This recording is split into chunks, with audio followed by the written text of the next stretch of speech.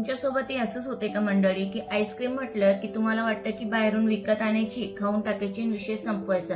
पण बाहेरची आईस्क्रीम कशा रीतीने तयार होते, त्याच्यात काय काय टाकले जातात आपण बघू शकत नाही. तर लेकरांकरता बिलकुल परफेक्ट हायजीन तरीक्यानं आणि ज्या फळांची बनवू बिलकुल नॅचरल तरीक्यानं आपण आईस्क्रीम बनवू आणि 3 प्रकारची आईस्क्रीम मी तुमच्यासोबत शेअर करणार आहे. अगदी सोप्या रीतीनं घरच्या घरीच 3 प्रकारची आईस्क्रीम बनवून जाते आणि लेकरांना तर एवढी आवडते की बाहेरच्या आईस्क्रीमचं नावच काढणार नाही. तुम्ही पण हे नक्की ट्राय करा, तुम्हालाही आवडेल.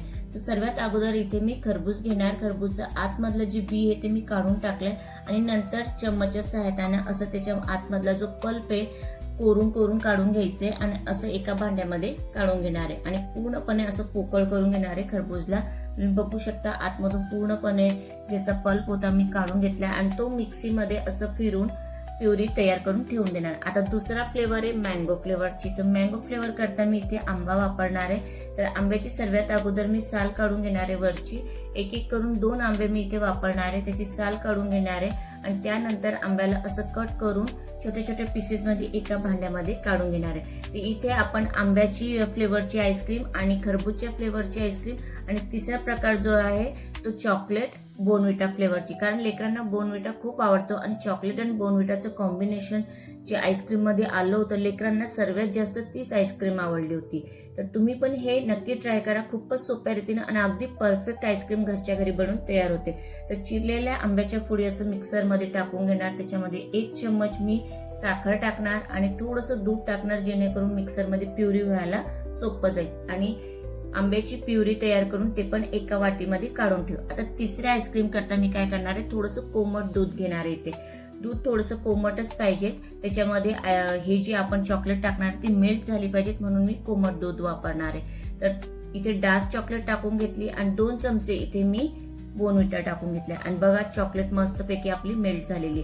आता आपल्याला एक मोठ्या भांड्यामध्ये व्हिप्ड क्रीम घ्यायचंय. तुम्ही इथे अमूलचं साधं क्रीम पण यूज करू शकतात, पण इथे मी व्हिप्ड क्रीम आणलं होतं. त्याच्याने जे आपली आईस्क्रीम हे मस्त टेक्स्चरवाली बनून तयार होते आणि याला असं सारखं फेटून घ्यायचंय.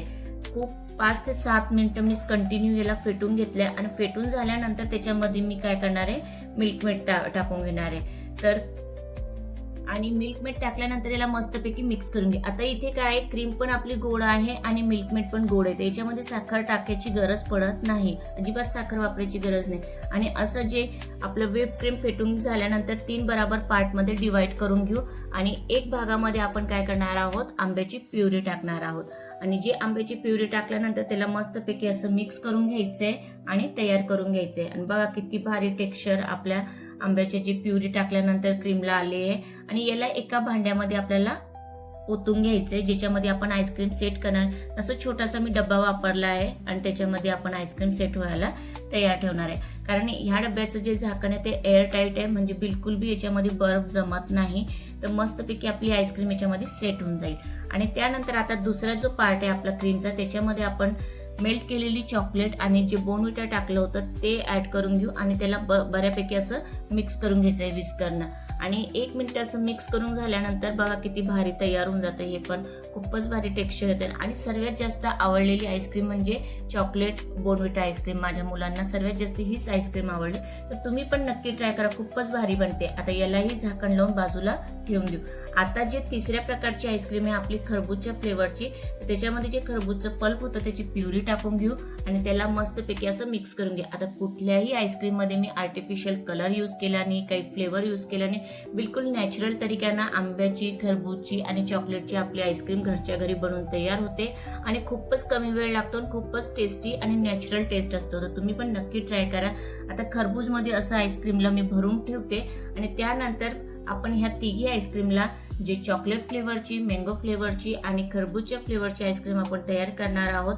रेफ्रिजरेटर मध्ये आपल्याला सेट व्हायला ठेवून द्यायचंय. तर पूर्ण 1 दिवस ठेवल्यानंतर तुम्ही बघू शकता आपली आईस्क्रीम किती मस्तपैकी सेट होऊन जाते. तर एक एक करून आपण एक एक आईस्क्रीमला सर्व करूया. तर सर्वात अगोदर जे खरबूजच्या फ्लेवरची स्टफ्ड खरबूज आईस्क्रीम होती तिला असं चाकूच्या सहाय्यानं चिरून घेतलंय. आता हे बर्फ खूपच थंड असते तर थोडंसं जपून चिरावं लागतं. तर तुम्ही बघू शकता एक एक करून असं स्लाइसच्या रूपामध्ये आपण खरबूजला चिरून घेणार आणि सर्वात भारी आणि भन्नाट झाली होती ही आईस्क्रीम.